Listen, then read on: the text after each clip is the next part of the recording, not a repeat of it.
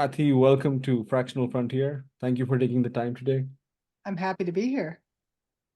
I have a brief introduction here for you. You're one who's doing a lot, so I think there's a time management coaching session due here too. Probably. So you're a CTO advisor, you are, and I think you have been a fractional and interim CTO. You're a CTO executive coach. I saw a startup Tilt that I think you have a fractional role with. Then you are running CTO levels, which is pretty dense and impressive, by the way. Thank you. I've been looking at that. You worked for a bunch of companies or industries, I would say. So there was a health tech company I saw, and then something with Techstars also for some time. Yeah. Uh, Yeah. I had a company, my second company I founded went through Techstars Boulder in 2017. We were acquired in 2021. It was a health tech. Um, and I've been a mentor. I'm one of their global mentors. And this year they were very kind to give me a global award for giving back into the community. So I've got a strong relationship with Techstars. well, I'm actually fractional interim CTO for two companies right now. Tilt is one of them, and the other is a company called Wave. They are both what I would say mid-size companies. So it's pretty interesting being fractional for a mid-size company, which is, not very common. Most fractionals are fractional for smaller companies. what's mid-sized? Sorry, I'm Tilt is about 100 people. Wave is about 500 people. wow. Yeah, so And you're the interim fractional CTO for both of them. That's correct. do you sleep at all? I do, I do. Okay, okay. As I said, there's some lessons around time management from you. Uh, in your coaching experience, what's the craziest story around career transition you've helped someone navigate? Yeah, I've been thinking about this question. I don't know if it's crazy, but it is a pretty consistent challenge with the people I coach is that they're faced with someone in their organization who is in a place of power, and that person, they want what they want the way they want it. It's often the CEO. And so now you're in power over the person that is having the struggle. And when the person really is trying to achieve what is needed for the business, but the power gets in the way, the ego gets in the way of the other person. And how do you navigate a situation where someone won't come to the table with you to resolve the situation? And I see this challenge happen often for people that I coach. And it's just really difficult to coach someone through a situation where they can't affect change in another person because we can't change, we can only change ourselves. We can't change another person. And so I'd say these are the most challenging to coach to, right? Because all we can change is ourselves. And sometimes the coaching ends up with you need to walk away, right? Because this isn't going to change. So yeah, those What you are some of said, the what you challenges. said takes years to realize. Like the only one you can change is really yourself. I think Rumi Yeah. has a saying on that. When I was younger, I thought I was wise. I'd change the world. Now that I'm older, I'm wiser. I'm I'm butchering the saying, but I think it goes like now that I'm older, I'm wiser, and I'm only going to change myself. But it's a perspective change. It's a long journey to get to. It is Uh, definitely long. And sometimes we have to relearn that answer, correct? this book, for all those people who have like, I can't recommend this one enough. It's, it's a lot of the negotiations I feel for technical people, we get down to rational arguments from each side, whereas it's mostly emotional. So it's interesting that you say that's the consistent story. I wouldn't have expected that. It's Yeah. a people issue and not it's not what they were trained for then, right? It's Yeah. Yeah, one of it's those kind of indicative of how companies hire incorrectly for leadership. Um, I think it's important that when we hire for leadership, that leadership needs to operate as a team. And often we don't hire for our C-suite to operate as a team. We hire them to run their functions. And so then you get clashes where people are culturally different in how they think. So That's very interesting. I have a lot to talk to you about this. Uh, what's your secret? We're just moving on. So we have about 10 questions, I think. And what's your secret to increasing throughput for startups by 5x? You're definitely doing this for yourself. yeah, yeah, I'm 5Xing myself, right? So I've been blessed in my career to enter companies really early and go through rapid growth with almost every company that I've worked for. Most of the companies I've worked for are still in business today. There's code that I built over 3 decades ago that's still in production. And so I've been blessed with this journey of come in early, figure out how to grow and build a sustainable organization. And so over the years, I've just built what I call my playbooks that really help me understand what is blocking us as a business and put a playbook in place to correct that blockage. And I live, eat, and breathe this kind of process where I identify the problem, put a playbook in place, resolve the problem, get that working, and then go to the next blockage. And I bring that with me, especially in my fractional and interim CTO world, is to bring that concept of how to work the problem effectively and efficiently and take down those roadblocks as often as possible. I find that a lot of leaders in organizations get desensitized to the roadblocks that are inhibiting their ability to achieve, and we need to not get desensitized to them. We need to say this is not acceptable. A current one I'm working through a client with is they deploy daily, which is great, right? Except part of that deployment process is manual. So they have to pull an engineer off the line every single day to do that part of the deployment. And I did the math, just do the math, pull an engineer 1 hour of every day for, I don't know how many, days a year, hundreds of days a year.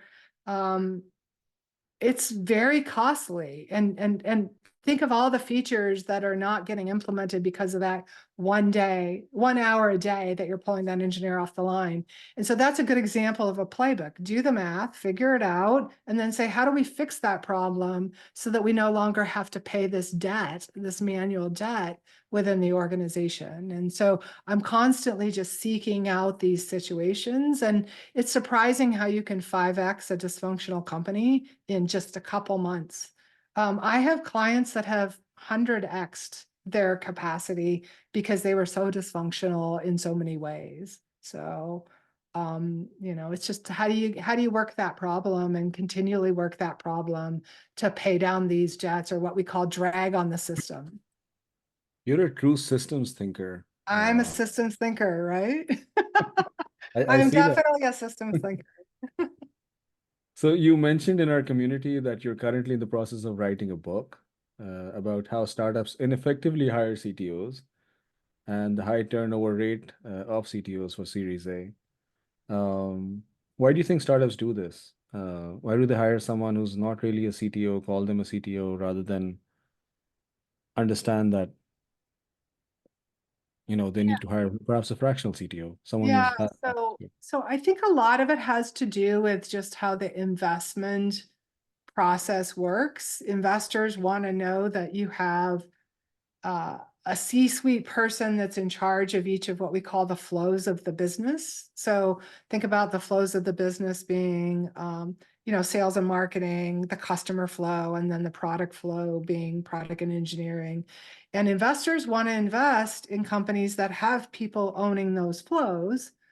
And that is in direct conflict with the amount of money that a startup actually has to pay for that, right? And so we get in this issue where the amount I have to pay is half of what I really need to achieve a true flow owner for product engineering. And so, it's very common for us to hire a fractional person on the sales and marketing and customer flow, but it's not common in the tech. I think tech is still mystical to a lot of investors. It's still mystical to a lot of founding CEOs, and they just think, I just need to hire someone and hand over the keys. And that's where it goes wrong, because now we have mismatched expectations.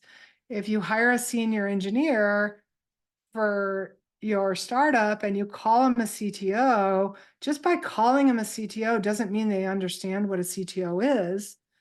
And as we know that have been CTOs for a very long time, becoming an experienced CTO doesn't happen overnight just because you have a title. It's a completely different world than a lead developer's world. It's a career change.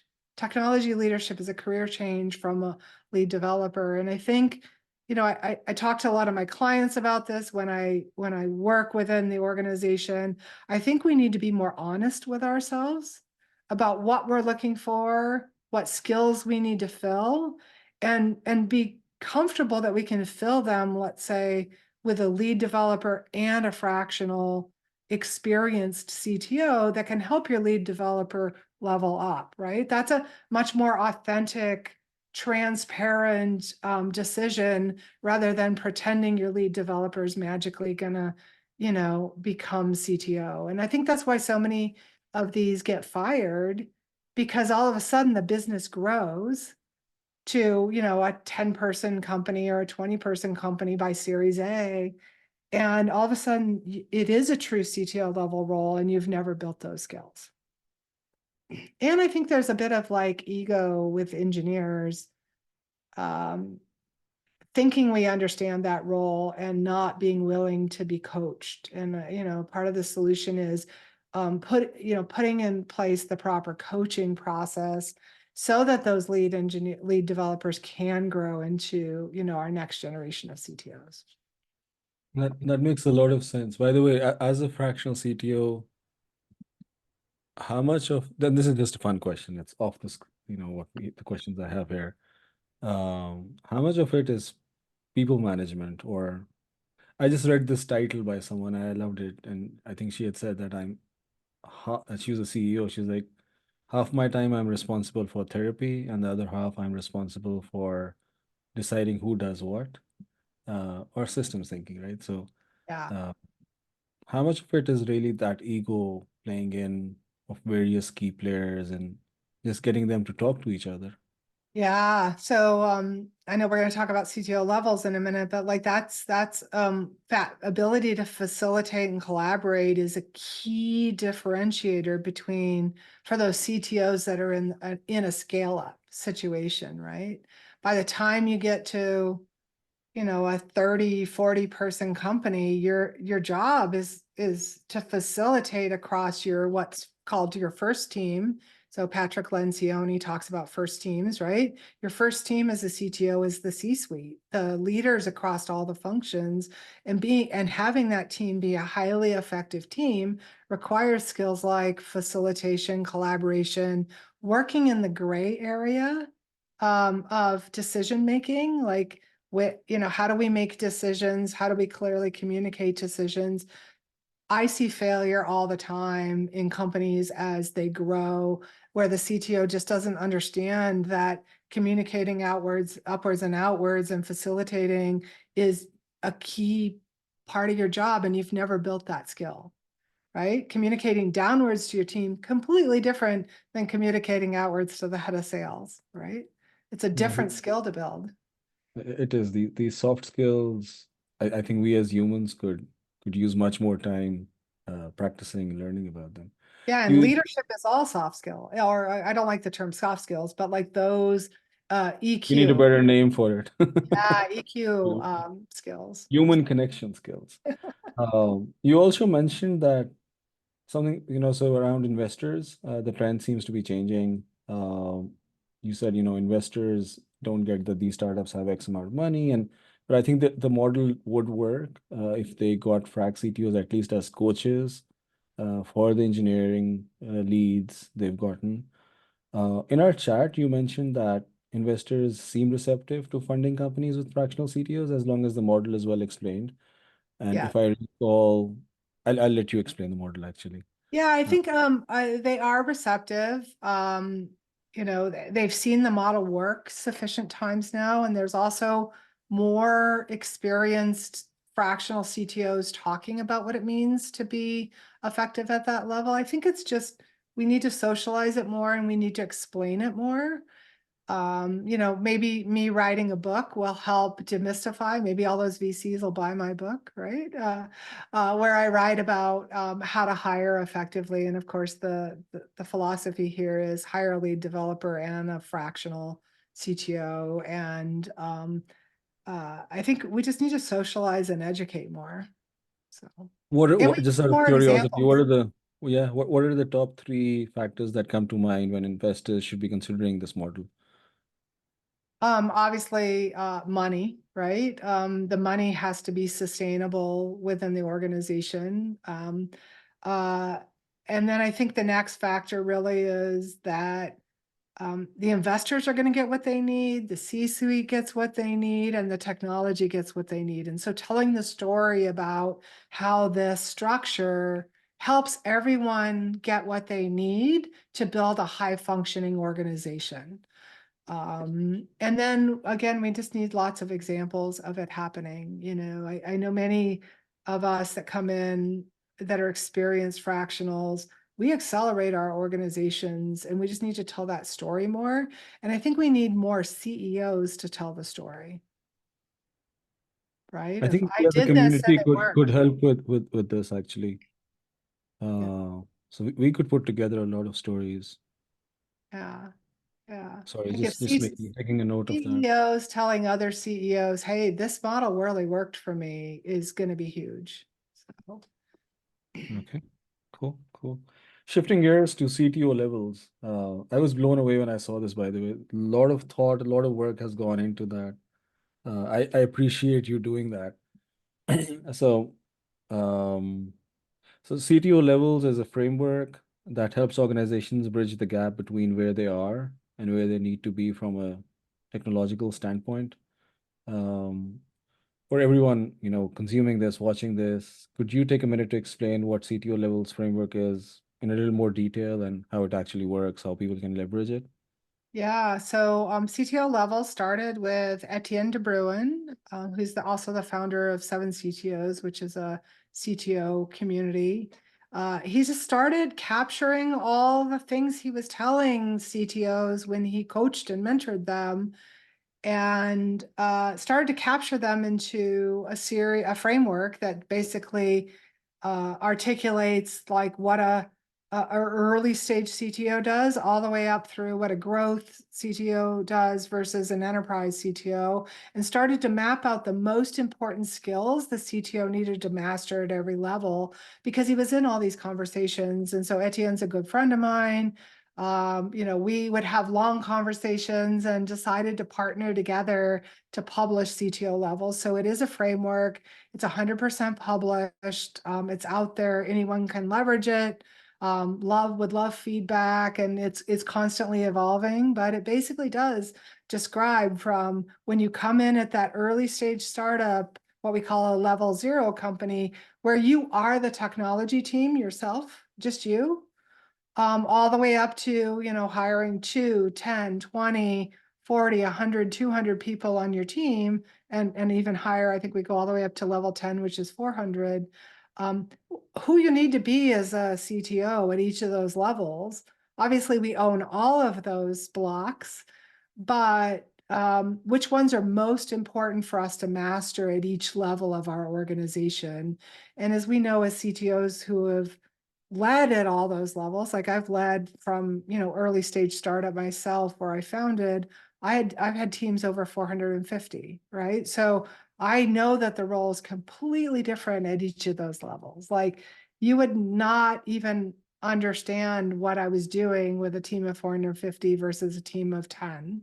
It's a completely different role. So and so the levels tries to codify all this in a way that a new CTO starting out or a growing CTO can say, oh, I need to master that skill. Just this one. Like don't be overwhelmed by the whole matrix, but I just need to master, product, understanding how product operates, or or what a career ladder is for my organization and how to leverage it. So each of these blocks really helps. And we've codified it down into 4 flows of the technology organization, or 4 focuses. So speed, speed to market's incredibly important. And so what do we need to master around speed to market? Sales, how do we sell ideas within our organization? Think about things like product, proof of concepts, MVPs. These are all sales tools that we need to master as a CTO. The third flow is shield, which is, how do we protect ourselves from cybersecurity threats? And that's part of our job. And then, of course, the fourth is always stretching ourselves as a leader, always be growing, because as our organization grows, the role of the CTO changes. Kathy, how can companies or can companies leverage the framework to select the right fractional CTO? Yeah, so when we put this framework out there, we're like, let's see how people use it. And we've been approached by several CEOs to help them hire their CTO. And so we've done a lot of those kind of using the framework to assess all of their candidates. And so that's a way that we've used it. It also is helpful for existing CTOs who are struggling to assess themselves and their organization, to maybe use it as a coaching moment to level up. And of course, if someone wants to be a CTO someday, helping them better understand how to use it. But there's just so many different ways we can use the framework in our Is work. it does it only work in one direction, in the sense that if someone can run a company of 500 people, I feel that person may not be a good fit for a startup for 10 people? Or Yeah, is that not true? Because I just think it takes a completely different mindset. it Uh, does, right? We often find where we'll come in and we'll assess, like, let's say level 7 CTOs, and they just are so disconnected from the levels 0 through 4 that they actually test. We do a red, yellow, green assessment using the framework, and they'll come in red and yellow for a lot of the level 0 through 4 pieces. And so that tells me that that person can't go be a level 4 CTO. They can't go to a startup because they don't know what's needed to run at that level. If you think about very large company, let's say a level 10 company, 400 people in engineering, at that point, your directors are running like level 4 through 6, right?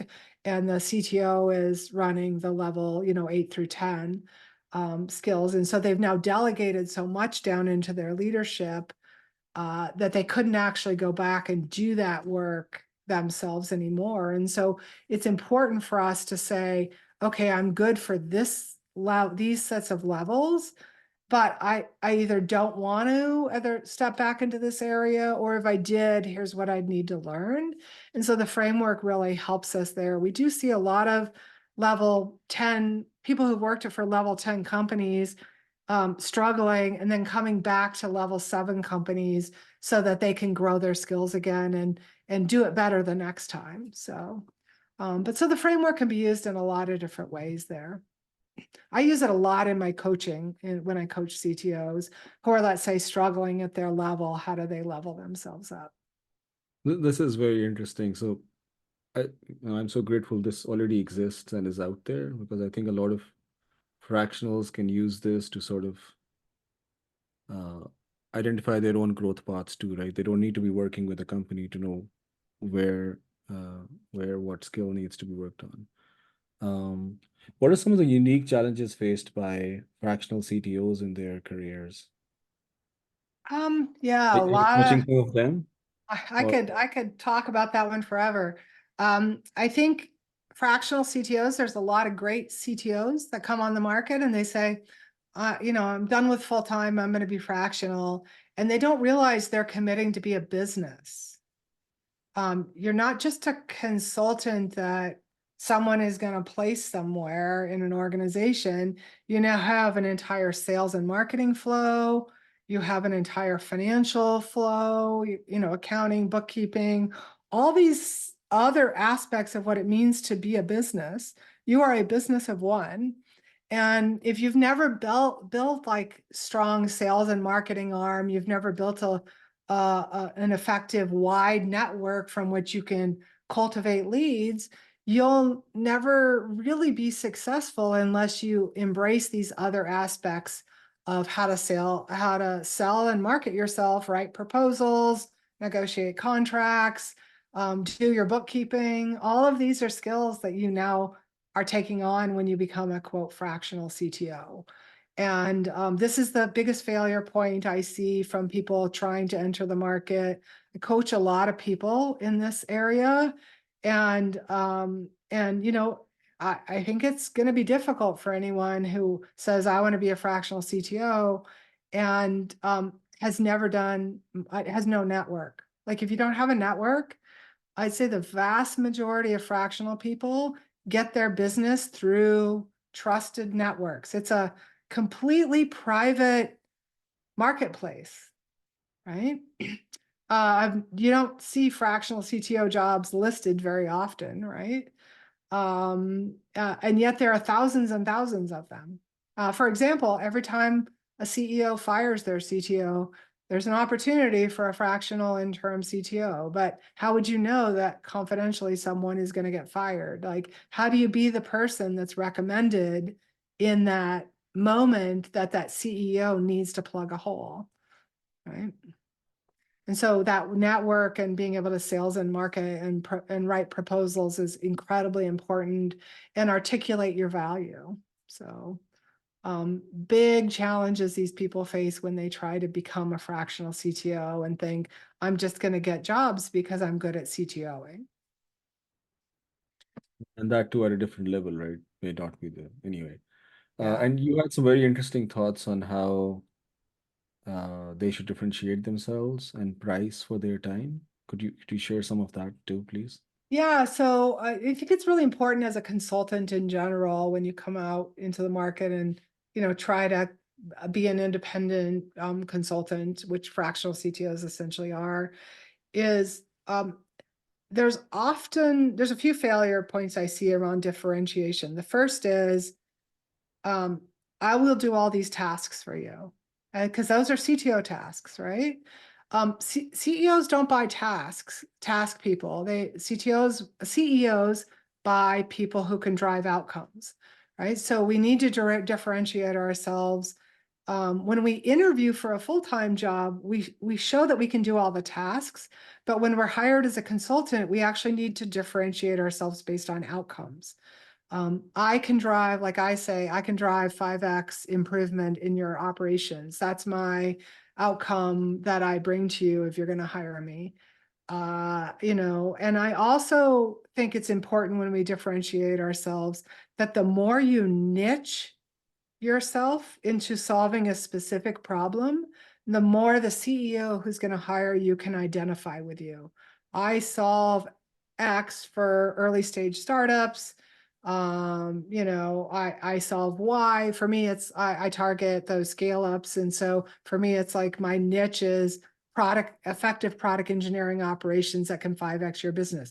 That's a pretty niche solution, right? And so making sure you niche yourself. And then when you think about pricing yourself, you need to think about pricing yourself into your niche. Who are you competing against? Like pricing yourself into an early stage startup is completely different than pricing yourself into a scale company, right? Like I said, one of my clients is a 500-person company. I have to price to be competitive into that market. And of course, an early stage startup would never pay my prices. They can't afford it, right? And so really pricing into that market. I price myself. I'm on retainer. I don't price by the hour. I price by the month. I deliver specific outcomes every month. And so my job is to deliver outcomes, not to work a set number of hours. And that's how I approach my work. So This is very good advice. We we we got we went through an incubator for services companies, and for most of the 3 months they taught us positioning and mhm. positioning. and Yeah, this positioning. is positioning, Um, right?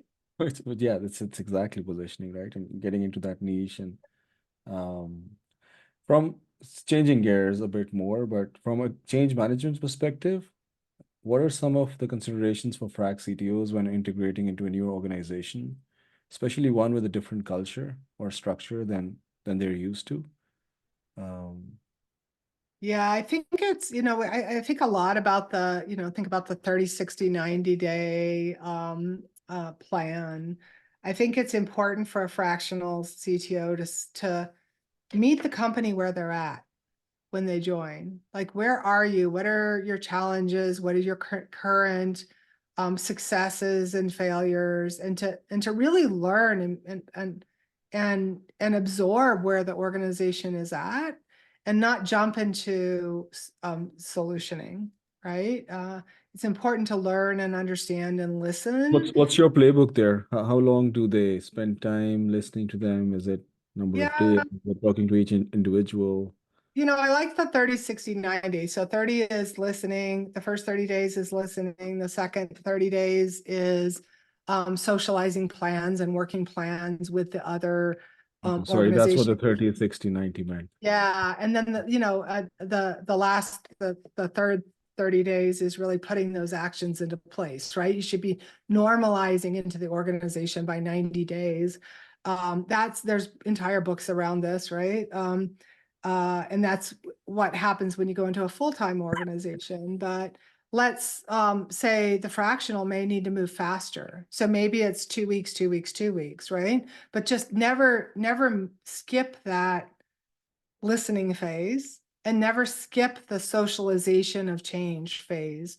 I see a lot of fractionals get exited very quickly because they just come in and say my way or the highway, and that's a culture clash, right? So I'm constantly evolving when I come into my clients, meeting them where they are. And I take a very coaching mentality. I coach everyone that I integrate with, not just my team, but I coach the CEO, I coach the head of marketing. Like, all those conversations are coaching moments where I can socialize change management to help the organization be more effective. And that's my approach. It's worked really well for me. So, Are most CEOs open to coaching, or oh, you're trying absolutely. to? Okay. Yeah. I mean, there are, I will turn down work if I don't think that there's a good match for me. What's your test for? Is this person open to coaching or not? I mean, for me, everyone cares that the business is more effective and that they can deliver on their mission. If I find someone is very command and control, well, I just want you to come in and control the team. I'm like, I'm not going to take that job because that's not me. I don't come in and control teams. I help deliver on your mission effectively and help you grow your business. And I'm deeply committed to that. Like, that's another thing we hear. Well, fractionals aren't really committed. Like, I'm completely committed to your organization's success, and that's me delivering on my mission to the world as a CTO leader, right? And Language is key. language That's is key, and and what you and relationships are key, right? So relationships are king. Uh, that's another one we can talk a lot about. On your, what are your thoughts about the future of the frac industry? Do you think as the economy moves back up, a lot of the people who moved in um, to become fractional CTOs for now will perhaps choose full-time jobs? It's a bit of a trend right now. So yeah, so fractional CTOing has been around forever. Um, we just didn't call it that. Mhm. My first company I founded in the early 2000s, I had it for about 8 years, was a successful consultancy where I was a fractional CTO for a lot of companies. Just didn't call it that, right? I didn't have a name for it. So this has been around for a long time. I think anytime we have a downturn in the economy, we see a surge of people who are on the market and not enough jobs to fill for those people to fill. And so they naturally move to doing consulting work. We see it all the time, because it can take a CTO upwards of 8 to 12 months to get another full-time job. And then when the market's depressed, it's even longer. I've seen, in depressed economies, tech economies, 2 to 3 years for you to get your next full-time job, right? So this is a natural cycle. I've seen it a couple times in my career. I've been around a long time. Great. Go find consulting work. If, be a fractional CTO, be a consultant, fractional VPE. I see a lot of that. Businesses are contracting. They need to spend less. And so hiring an expert part-time is more cost effective for them than hiring a full-time person. So yeah, so it's a win-win for everyone in this kind of market. But I do see, and I always have seen in this cycle that there's a natural attrition where businesses, go back to full time. But there'll always be space for the most experienced fractional CTOs who can deliver effectively. There'll always be a space. Like I turn work away. That's how many leads I get, and I'm constantly referring to other people that I trust when I can't take on a project myself, because I won't do more than 2 fractionals at a time. And and so like the market's great and there's so much opportunity. It's just Even at this time? oh, totally. Like I get probably 1 or 2 leads a week that are very viable that I pass on to other people. But that's because my network's pretty robust, right? Um, and of course, it's all referrals. It's all about trust. So Excellent. Okay, now moving on to some fun stuff. So this is about that interesting article that I found that you'd written around the GEM framework. And this struck a huge chord with me. And I'll tell you why at the end. But just for everyone watching, you want to tell what the goals, experiments, measures framework is, as yeah, opposed or with OKRs? yeah. So I landed on gems when I had founded my second company, Apostrophe, in the late 2017.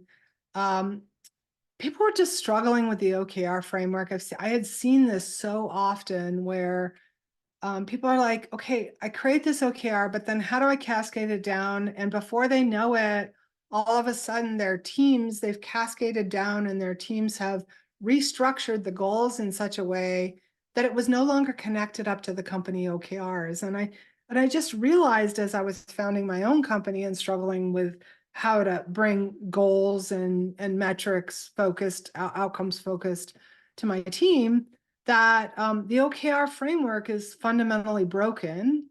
And so this is the article, Get Your OKRs Out of My Gems, that I wrote at the time, was that OKR is missing a key component, which is the actions. Like the actions that we take or the experiments we take to move the key result are what's most important about goal setting is the actions and the experiments, the movement we make to get to the goal. And yet the OKR framework doesn't address your actions and the experiments. It's like a missing part of that framework. And so I just rebranded OKRs to GEMS and added that experimentation layer that says you need to experiment to move your goal to deliver on the metric. And so that opened up a lot for people to really understand. Now I understand my place within goal setting because I'm the person that does the experiments. And so now what GEMS does is instead of cascading down the objectives or the goals, it cascades down the actions. So within your organization, you set your GEM for the company, your goal and your measure, and you cascade down all the experiments and the actions, the movement the organization needs to meet to deliver on those metrics. And what's beautiful about this framework is like all of a sudden teams can come together and collaborate to achieve a goal versus feeling they have to have their own form of OKR and work in isolation, which a lot of companies with OKRs, they end up all working in silos versus working collaboratively together. I've used GEMS since 2017 when we created it, and I've used it everywhere. I've introduced it to every company and every client. It's been a breath of fresh air for everyone. And oddly enough, I have people in Iceland and India who've read that article and implemented GEMS as well. So it's pretty funny to see it, like the aha moment, propagate around the world. And it's not really that different. It's just, we all need to find our place in the organization. I absolutely agreed. So when I read this, so we have an internal piece where for us OKRs did not work. And for me, it was like, okay, the objective is, so let's take the weight loss example, right? So the objective is lose weight. And the KR can be around, okay, here's what the weighing machine should show. Here's what, the measuring tape should show. But you're missing the system to get to that KR. And what I love about what you said was that you're saying actually you need experiments to get to the system. So, for Yeah, example, in terms of losing weight, I was like, okay, there has to be one system around food consumption, one around cardio, one around weight training, and so then you, the mental aspect, changing your mental shift, right? All these there you systems. Yeah. so you need those systems in place, and the system is the system is what will make or break this. And the system, it's the set of activities or the experiments that you're going back to day in, day out, right? So, example, intermittent fasting is a system which is designed to sort of reduce the amount of food going in. So I had to experiment with a bunch of systems before I was like, okay, this works for me. Yeah. Uh, And so all the movement we do to achieve a goal, it should be in the systems. All our focus should be on the systems, but the OKR framework puts all the focus on statusing on the KR movement, right? Without focusing on the systems as much. And you're left to your own devices to figure out the system. And I just wanted to put the systems, like you said, front and center. And so GEMS puts that front and center. All the focus is so on the tell me a little bit more about this. So as a company, you would only have company level goals, and the rest of the company would just cascade on experiments. Yeah. So, and it depends on the size of the company, right? But Okay. yeah. So as a company, when you do your strategic planning, you set your GEMs as an organization. These are the movements we want to make within the organization. And then yeah, what cascades down is a good example is we want to increase or we want to lower, or we want to increase gross margin by 10% this quarter. That's a good one. So we need to be more effective as an organization. And so now all the parts of the company can say, well, I can do it 2%, you can do it 3%. Here's the actions I think, I'll put in place and the experiments I'm going to run. And before you know it, all parts of the company have actions and experiments on the GEMS board, but it's all one goal, right? Achieve, 10% movement of the gross margin. And it's beautiful to see that collaboration happening, right? So now, of course, if you become, if you're a large company, like 500,000, 10,000 people, you're going to cascade some form of GEMs or You what's, need gem levels, I think, coming up. I seen other yeah, people yeah, or you working. you might add more gems to your area, right? Because so like an engineering organization of 300 might have to do some engineering focused optimization, and so they have more gems on their gem, tracker than the companies. But they'll still take part of the companies and cascade it down, and then have their own. So yeah, This I is should write a very book about this one as well. okay. Well, thank you so much, Kathy. This has been wonderful. Thank you so much for your time. Absolutely, it's been a great conversation. Thank you.